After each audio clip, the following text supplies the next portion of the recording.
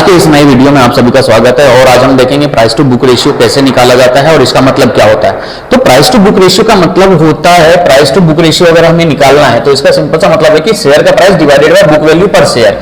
अब book value पर share उसको हम डिवाइड किससे कर रहे हैं, शेयर प्राइस से। अब शेयर प्राइस क्या हुआ, किसी भी कंपनी का जो स्टॉक का प्राइस जो मार्केट में ट्रेड हो रहे हैं उसका पर शेयर का प्राइस क्या है, वो उसका स्टॉक का प्राइस हो गया। अब बुक वैल्यू निकालने के लिए हम क्या करते हैं, बुक वैल्यू निकालने के लिए एसेट्स माइनस लायबिलिटीज। एसेट्स क्या होता है, कंपनी के पास जो भी एसेट्स है उसकी प्रॉपर्टी हो गई और जो भी अदर एसेट्स गाड़ी हो गए, कार हो गई, ये सारे उस कंपनी के एसेट्स हो गए।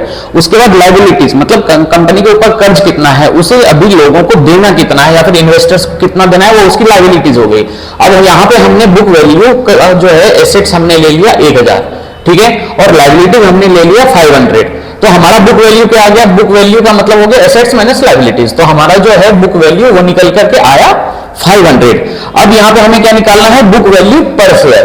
तो बुक वैल्यू पर शेयर का मतलब क्या होता है, बुक वैल्यू पर शेयर का मतलब हो गया बुक वैल्यू जो हमने निकाला है, कितना निकाला 500 divided by total share.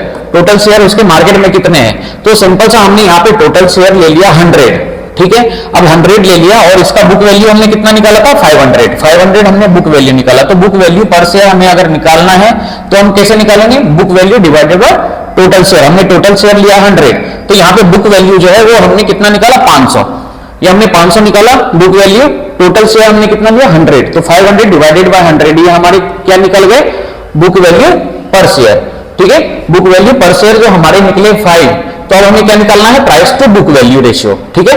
Book value price अगर हमें निकालना है तो हमने यहाँ पे स्टॉक का प्राइस ले लिया 100, मतलब करंट मार्केट प्राइस में जो स्टॉक का एक शेयर का प्राइस है वो 100 रुपीज चल रहा है। तो हमने यहाँ पे क्या किया, प्राइस टू बुक रेशियो अगर हमें निकालना है तो इसका फॉर्मूला क्या होगा, share price divided by book value पर शेयर। अब शेयर का प्राइस हमने कितना लिया है 100 लिया है, ठीक है। दूसरा क्या है, बुक वैल्यू पर शेयर। तो बुक वैल्यू पर शेयर हमने कितना निकाला 5, तो 100 हमारा हो गया शेयर का price divided by book value पर शेयर 5। तो इसको हमने 100 से डिवाइड किया 5 को, तो हमारा निकल गया 20।